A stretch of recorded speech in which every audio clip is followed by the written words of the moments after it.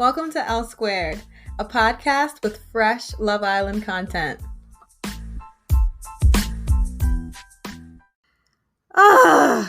That's Saggiterrorist. You know who I'm talking about. Trey moving to Justine. Ugh. How did this boy become a lifeline? Anyways, let's recap the episode quickly. Stan Justine. Stan Justine. She's had looks so far this entire season. It's only day 2, but our girl is consistently serving strong looks for you. Vote for her on the Love Island app, please. She also comes with good energy and attitude. She's high value, so let's not victimize her. We won't think of it as Trey using her. She's using Trey to stay on the island. He needs her. Justine is necessary. Without Justine, Trey serves no purpose on the show. He was right to grovel to her. That fake hug, you know, the one with his shifty eyes moving everywhere. And let's also mention that he felt the need to tell Justine that she wasn't the cutest girl there. But her personality is banging. She knows her personality is banging, and she knows she looks good. Come on, Trey. There is no hope for this man. The only positive in this situation is he presented Justine his services. He asked her to give him worth. He used his words to say, Justine, I am an empty vessel. Please fill me. He didn't say that, but you get the point. At least our girl now has an alliance, and they better not be friends with benefits. Justine wants a relationship. She won't settle. She wants love. Trey is her placeholder, so he better keep his lips to himself if he plans to chase other girls. No one wants you, Trey. Still, no one is stepping. No one is checking. You're done. Justine gave you value. She gave you a chance. I just don't want Sally to be demeaned to a sexual plaything. Johnny has been respectful for the most part so far. James had one of the worst secrets, though. That threesome with the married women sounded gross. And the way he told the story sounded like he was bragging. James, that's nothing to brag about. Now on to the next one. James. He's proving to be the dog he presented as in his intro video. The way he was chatting up Kierstan in front of Moira was so cool about it. Yes, she admitted she was stressed, but I think overall she handled it pretty well. I love the girl's style this season. Moira and Sally are unbothered by these boys. Yes, keep them wanting. It's Love Island. Of course, James is allowed to chat with other women. And to his credit, he did choose Moira in the kissing challenge, then said her pooping in the street was cute. So that lets you know where they are. How about the guy's reaction to Sally's coin flip during the game? She flipped a coin to decide which guy she was going to go home with one night. My, oh my. Their reactions were not cute, especially Johnny's. It looked like he wanted to talk to the boys about that one. Ew. I don't want the guys to think Sally is loose. They'll lose respect for her, and that's not fair because that also means they're not taking her seriously. We all know that socially, a woman is devalued if she has a high body count or is promiscuous. All of the guys initiated the kisses we've seen so far in the season. We know what's going on in their minds. Well, maybe not Connor's, but definitely Johnny's. Let's flash to the look he was giving Sally after their smooch on the couch. He looked like he wanted more, like he was ready to eat her. Hopefully, he'll keep that consistent. And hopefully, Sally will remain fun and light, a wonderful Villa Alpha. The girl played the game, kissed Carrington, and is still having the time of her life. She can have any guy. Now, let's talk about Mackenzie crying. To my understanding, it was because she didn't like Johnny's. Connor was very sweet to her. I think he was right to let her go and have her moment. Once again, I don't know why Mackenzie was crying about Connor not chasing her. I could have sworn she said to the girls that she was glad he wasn't seeing her tears, and then he saw her tears when she was crying on his shoulder. Now Connor knows better. When Mackenzie cries, start running. It's sweet that he wants to build the relationship, though. As long as he doesn't get reduced to tears at Mackenzie's expense, we're good. How about Carrington telling the other boys that him and Kierstan are going to kiss later that night? Caitlin, where was she this episode? They brought Kierstan in, and that girl immediately stole all of Caitlin's screen time. We saw her comforting Mackenzie, which was nice. And we saw her again at the baggage challenge. She got a peck on the cheek from Carrington. She likes to dig up dirt. That was her baggage, which isn't surprising. Unfortunately, we're not going to get any good white girl drama because Carrington broke it off with Caitlin in favor of Kierstan before Kierstan even showed up. So there's no question of his genuinity. Kierstan and Carrington are a better match, honestly. Kierstan is at least in his age range, and they seem to get along very nicely. There's good chemistry there, attraction, and they've both said to the other Islanders that they're into each other, so that pretty much secures it. I mean, once the gossip is involved, it's solidified. I guess he has to talk up to the guys. I'm not sure about his attitude. He hasn't shown much personality to me yet. He's just doing what's necessary for the competition, I guess. The fact that he was with the Cougar tells why he was cool with Caitlin for a minute.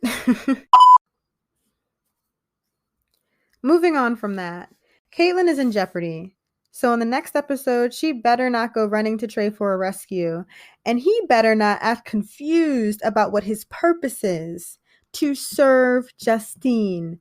Work for Justine. Then again, this is the same guy who slept with his friend's girl just 'cause, so no morals in his area. The producers better provide Justine with a backup plan. More bombshells on Thursday night. Oh, we almost forgot to talk about Jeremiah because he's irrelevant now. I'm just kidding. He chose the new girl, Rachel, whose special talent is sex. Her, Sally, and Justine are going to be the perfect trio. Of course, Sally and Justine are the original duo. They are the original cast members. Their bond can't be broken, but Rachel, she's cool. She'll make a nice little trio. I also love how Sally was encouraging Justine and helping her to keep her head up. Rachel seems very sweet and fun. It sucks that Jeremiah had to diss Justine so many times to get to Rachel, but they're a black couple. They're positive and fun. No one is using anybody. They have good chemistry. Jeremiah was honest with Justine, so it's Love Island. We must move on, and he could get stolen. He's still the tallest one, so we'll see how that works out. I can easily see Jeremiah pouncing on the next bombshell who walks through. As far as our predictions go, Sally is still leading the girl group as predicted. Then Mackenzie. Consider her beta because she's in a secure relationship. The other Islanders seem to already be looking up to her and Connor. They also established them as the hottest Islanders last episode during the Suck and Blow game. And now their relationship has progressed to moving over their first road bump. So Connor and Mackenzie have the most developed relationship, surprisingly. She was swooning over him in the confessional. Maybe Mackenzie's crying scene was about her own insecurity, about her image and fear of losing Connor. Their feelings have already gotten deep. Last episode, he was starting to confess how much he liked her. I'm still not sure about Mackenzie. She could still leave Connor. All the girls swoon in the beginning for the first new bombshells, so we'll see how she behaves. I would consider Johnny the top guy at the moment because he was the last to steal a girl, and he stole Sally, who has been the most chosen. So they're the alpha couple. But Connor and Mackenzie are stepping on the backs of their shoes. If their relationship is longer lasting, then they'll be the new Villa King and Queen. They have a chance to go the distance. They're treating it like a real relationship. They're the only romantic couple who hasn't kissed yet, unlike Johnny, who was ready to eat Selly. Once again, we'll see more on Thursday. Still chose Moira in the end. Who's to know if that's because Kierstan chose Carrington? Carrington's face when James and Kierstan were talking. The boy is possessive and we like the drama. Everyone else is still a bit scattered as it has to do with the ranking. No one is established yet. Jeremiah and Rachel seem like they're obviously going to couple up. At the coupling, the new girls will do the choosing. So obviously Rachel is going to have... So obviously Rachel has only had eyes for Jeremiah. So obviously Rachel only has eyes for Jeremiah. She thinks she's one with him, and hey, he's funny. I'm not sure if she's seen the show before, but she mentioned in their date that Jeremiah is the tallest guy. That's usually a sticky point for most of the girls on the show, who's the tallest guy. But I wonder if she's seen the episodes and realized that the tallest guy is usually the head of the pack. So next is Kierstan, who will pick Carrington. Wow, this seems so easy. I wonder what the next twist will be at the fire pit. Guy bombshells, please. Carrington is below Jeremiah because no girls have fought over him so far. Jeremiah has gotten more attention than him. By the way, we're not pitting the black girls against each other. That drama is dead now. Last is Trey, of course, for obvious reasons, and sadly, Justine too, for aforementioned reasons. Our girl is always at the bottom of the listing. It's sad here. Anyways, the power rankings are Selly and Johnny, Mackenzie and Connor, Moira and James, Rachel and Jeremiah, Kierstan and Carrington, Justine and Trey, the only friendship couple. That leaves Caitlin single because as far as we know, no one is barking up her tree. I actually sympathized with her when she said every girl wants to be the chosen one. That hurts. Oh well.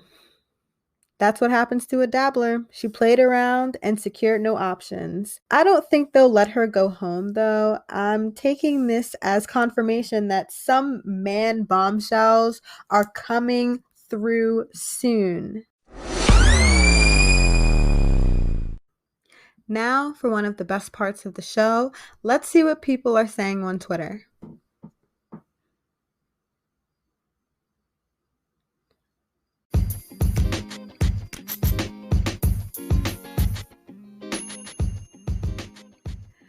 At Horley says, Connor right now because he can't talk to no other girl because Mackenzie is crazy. Every time I saw a tweet like this, I thought it was hilarious. People calling Mackenzie crazy. I hate to say it, but I was cracking up the whole time she was crying because I couldn't understand why she was crying. And it just seemed so dramatic over a situation that wasn't dramatic at all. Her emotions were just so confusing. At Future Mrs. Alley says, can someone who is near the Las Vegas Strip shout up and warn my girl Justine that Trey is a fraud? Thanks in advance. Yes. Yes, please. I think Justine knows that Trey is being really phony, but I think the fact that no one is giving her a lot of attention is making her more tolerant of his obvious dog-like behavior toward her. I mean, he's telling her up front, hey, let's just couple up and stay together until, someone better for me he's talking about himself. So until someone better for Trey comes along. But I just hope it doesn't become a situation where they're cuddling and kissing in bed and then he's trying to cuddle up and kiss other girls. If you're going to be in a friendship couple with Justine, then just stay friends, respect the woman. And I believe Justine's going to stand up for herself. I just hope the situation doesn't delude her into thinking that Trey is good enough in any way, because he's not. We're going to get him off the island as soon as possible. At Tiggy Smalls says, Rachel pulling Jeremiah with her wig looking like that, her power. People are cracking up at this tweet. A lot of people have been mentioning Rachel's hair and maybe even suggesting that she should have worn box braids, brought a different wig. I don't really like that every year Black Twitter has to drag the black girl for her hair. I mean, I do agree that if you're going on TV, you should try to look as good as you can. And if the wig is something you can't maintenance at a level that looks good on TV consistently, or if you don't have a plan to style your hair so it looks good most of the time, then you need to come up with something, basically. But I just don't think it's very nice that people always have to drag the girl for her wig. At Miss Amira says, not Rachel trying to fix the part that ain't even there. Please, sis, get a better wig. I want better for you. It's still funny. A person is saying, Jeremiah, I ain't forget. Some people are holding it against Jeremiah for choosing Rachel over Justine. I'm not, because he was pretty clear with Justine for the most part that he just wanted to be friends. I mean, I understand what Justine was saying, that she wishes that she hadn't invited Jeremiah back or like allowed him out of her friend zone just for him to put her in his friend zone twice. So I'm not going to forget that Jeremiah dissed her, and I'm also not going to forget that the guys had to tell him to talk to Justine. I'm not sure if he would have done that on his own or not. Well, Trey's going to stay as long as he's a lifeline, so bring on the bombshells for Justine. At Miss Famalon says, Trey basically said, I'm gonna mess with you for now because our personalities vibe so well, but I'm physically attracted to other light-skinned girls in the house, but you know your personality is great though. Yeah, that's basically what he was saying to her. It was kind of disrespectful. I really don't like how the guys feel like, it's okay to tell Justine that they think she's the ugly duckling. I mean, she's a really good-looking girl, and I don't know. It's not sitting right with me that's okay for them to say. Someone says, Mackenzie leaving because no one understood her joke. I didn't even know she was making a joke. I thought she was upset because people were teasing her. And, her laying claim to Connor, I didn't think that was a joke. I thought she was being serious. I mean, maybe she meant it in a playful way, but I think she was actually telling Kierstan to back off, and she just got defensive maybe when Kierstan kind of called her out for it, and then, they started teasing her a little bit. But I think it was all in fun, and she just took it too seriously. At RL Sister says, Trey begging for kisses has me like... And it's a disgusted Nicki Minaj face. Yeah, him kissing Justine, he's definitely a guy who needs a lot of physical touch. That's probably his top love language. At Champagne Diaries podcast says, Carrington exudes some of the most bro energy I have ever seen. I'm waiting for him to suggest they play beer pong and shotgun a White Claw. Not sure what a White Claw is, but they included the Zendaya disgusted face. And I'm not feeling the disgust other people have toward Carrington. I understand that some people don't like possessive men or men who get jealous or have jealous rage, but I think it's great TV. And because Carrington is so young, I think it's kind of cute too. Oh my gosh, he can't keep his cool. Dang. I mean, I understand people thinks it comes across as predatory, but I think a lot of the girls on the show are very strong and can hold their own. And yeah, I don't really think he's trying to prey on anybody. I think he's trying to protect his own ego more than anything. So it's a him problem versus another person's problem. I still like Carrington. He's better than I expected. But then again, they haven't been showing a lot of scenes of him talking. Thank you to everyone who participated in the group chat. It was a lot of fun watching the episode with you all. Keep up with us at Lonely Loquate on Instagram and Twitter. DM us if you'd like to be featured on the show. We love responding to listeners' comments. We'll be back tomorrow night with more fresh Love Island content.